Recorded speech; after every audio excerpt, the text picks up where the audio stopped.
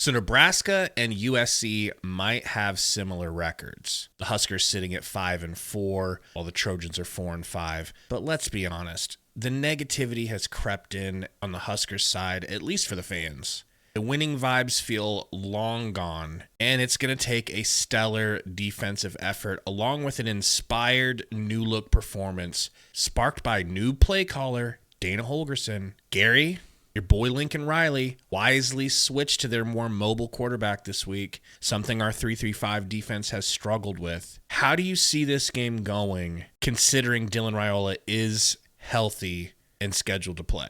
Not good. Like, short answer, not good. I hope I'm wrong. There just seems to be too many factors at the time. We talked in our last video about how I thought, I think you said it too.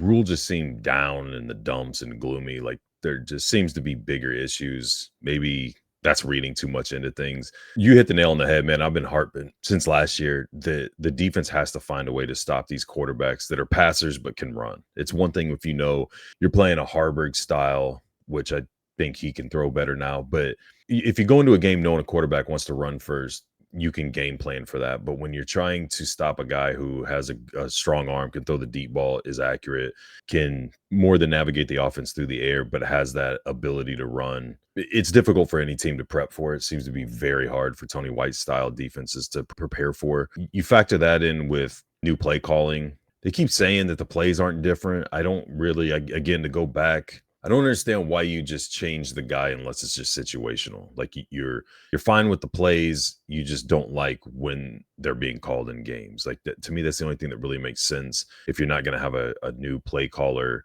come in and add some plays, do some things. I don't think you can have both right now at this point in the season. I mean, if that was doable, if swapping out everything was doable, they would have done that. You know they can't do that at this part of the season. The only Band-Aid you can rip off and potentially get away with is having someone different actually call the plays. 100%, but you can tweak some of the plays you have, and you can implement a couple plays, especially when you have a week off, when you have 2 weeks. Revamp the offense. No, I agree 100%. And that's where a lot of the confusion for me was what's the difference?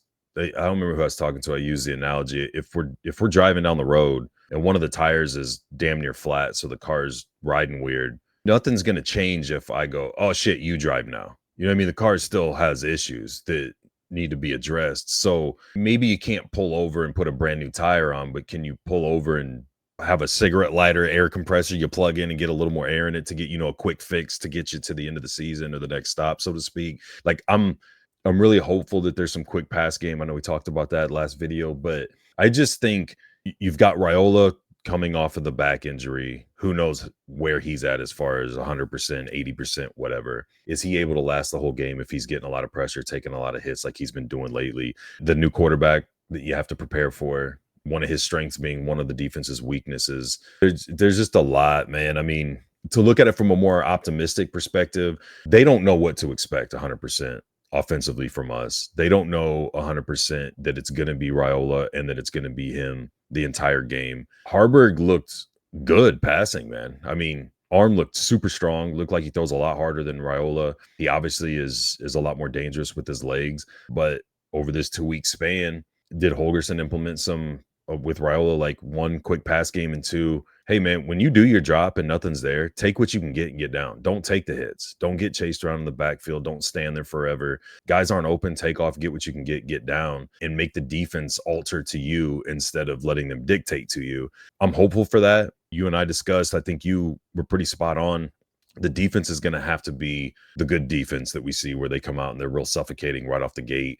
If Nebraska has some good scripted plays that maybe they're not ready for, or that they've been repping these last 2 weeks, we can get a touchdown on like our first drive. The defense does look strong and can get a stop. I'm going to feel way better about this game after the first drive or two, as opposed to if it comes out and looks like UCLA or Indiana, where they're running the ball down our throat, converting third downs, get a score.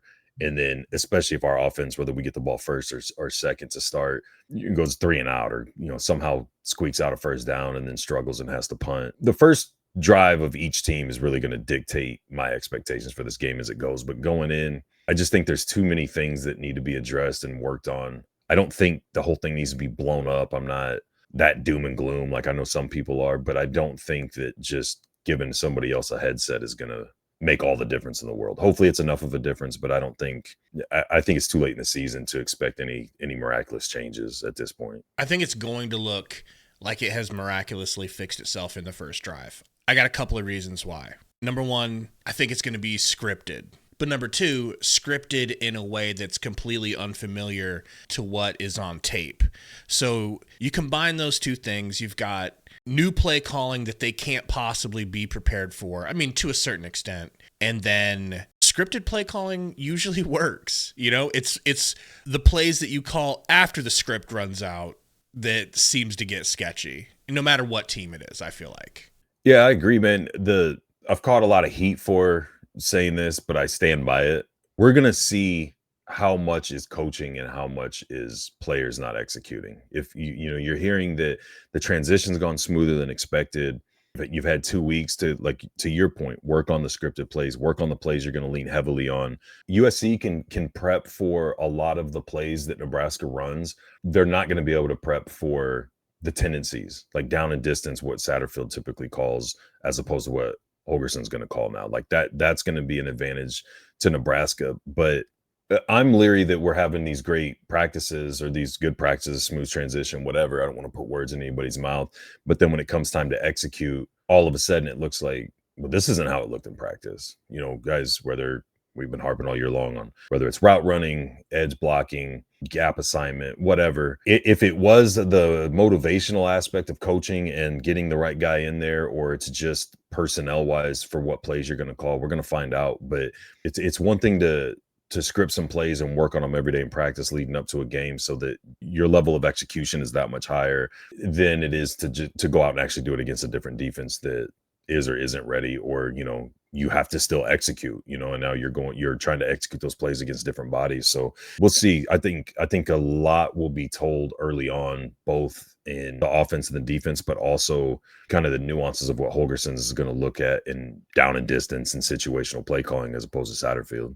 If I actually were to put money on this, or God forbid, gun to my head, forced to make a decision right here, right now, I got USC winning. It's unfortunate. I wish I could be on the other side of it. It's just they've got a young, talented quarterback that we can't really scheme that much for. And even if we could, we suck at stopping what he does well. And you've got, as Matt Rule called him, a offensive mastermind coach. I mean, let's not forget what Lincoln Riley did to get that cushy job at USC. His quarterbacks go wild. I mean, for all we know, this is his next Baker Mayfield or Kyler Murray. You know, that combined with the fact that I love Matt Rule, but Matt Rule's strength is program building, not in the heat of the moment coaching, unfortunately. And so I just see it as a bad matchup, man. I don't even trust Matt Rule going up against Brett Bielema. So unfortunately, I think we're going to have to suck mud at least one more week and get that bowl berth either versus Wisconsin or Iowa. As much as I hate having to taste those words, because those are scary games themselves for their own reasons. As far as like a score prediction goes, I have no clue. I'm horrible at it. I hate trying to guess scores. I don't know what our offense is going to look like. I don't know what their quarterback's going to look like, and who knows what defense is going to show up. I do agree with you. You know, as of right now, I think USC wins. I don't know. I don't necessarily feel that they're going to cover. Last I saw, it was like 9.5. I see them winning by, 6-7. But to your point with Riley, it's one thing to have an offensive juggernaut calling plays and assembling offenses and whatnot, but then to give him the exact pieces that he succeeded doing that with. You know, I mean, you look at Jalen Hurts, your boy Mayfield, Kyler Murray, all passing quarterbacks that are dynamic athletes that can run the ball. And then he puts them in his offenses. And it's just, to be fair to Tony White, he's not a slouch. Strength of our team over the last 2 years has clearly been the defense. This year, I feel like they've been a little more shaky, a little more up and down. But you do have that style of a quarterback, 3 different ones, very elite ones at the college level, to go back and look at what Lincoln Riley does with those types of guys. And you have tape from UNLV of the Rock Jr. and what his tendencies are if you're looking from an individual game preparation. So, I mean, it's not like he's going completely blind and not knowing what's going on. And it's definitely not that he's incompetent and can't, piece things together and have a bit of a game plan. Again, goes back to execution. I think he has a very good idea what he wants to have happen on the defensive side when we go into it. Do we have the guys to do it, or are the guys going to stay focused and play with their heads on fire like we've seen them do from time to time? Or are you going to get that flat defense that gives up a couple quick drives and then starts trying to dial it in? That's the main reason for my prediction going in that I would guess USC is going to win.